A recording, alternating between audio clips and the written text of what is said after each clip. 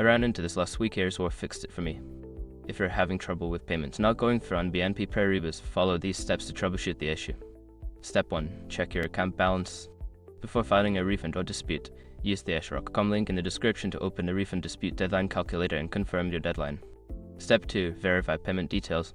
Double-check the payment details you entered, including the recipient's account number and the amount. A small typo can lead to a failed transaction.